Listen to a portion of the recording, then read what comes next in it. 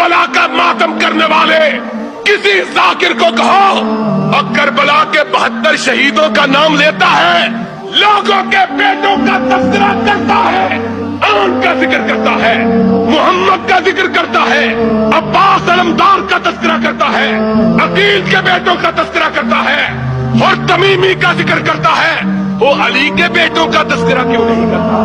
اور کربلا کے 72 ناموں کو اٹھاؤ کہ اس میں کن کن کے نام ہیں۔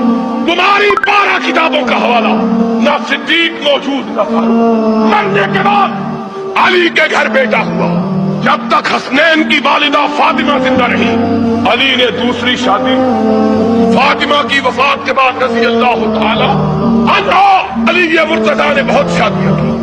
تمہارے مورخوں نے لکھا ہے کہ 18 شادیاں کی تھی، شادیاں کی، پہلا بیٹا پیدا ہوا۔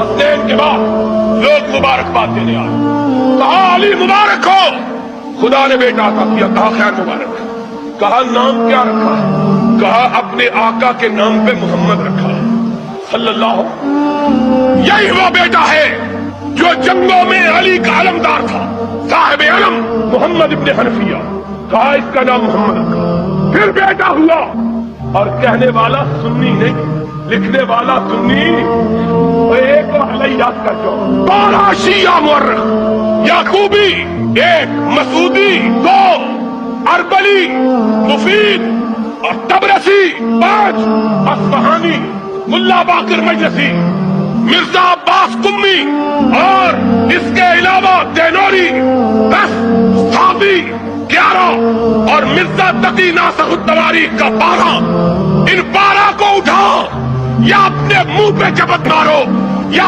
جاؤ ان پگڑی والوں کو کہو اور 72 مقتولوں کے نام لیتے ہو، وہ ان میں یہ تو بتلاؤ علی کے کتنے بیٹے، حسن کے کتنے بیٹے، حسین کے کتنے بیٹے تھے اور ان کے نام کیا تھے؟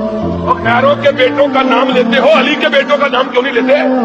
حسین کے بیٹوں کا نام کیوں نہیں لیتے؟ اس لیے نہیں لیتے کہ نام لیں گے تو ابو بکر آئے گا، نام لیں گے تو عمر آئے گا، نام لیں گے تو عثمان آئے گا، پیٹنے والے چونک جائیں گے کہ علی کے گھرانے میں اتنے ابو بکر کہاں سے آ گئے، وہ علی کے گھرانے میں اتنے عمر کہاں سے آ گئے، علی کے گھرانے میں اتنے عثمان۔ اور اگر ان سے محبت نہ تھی تو ان کے مرنے کے بعد اپنے بیٹوں کے نام ان کے نام پہ کیوں رکھے تھے؟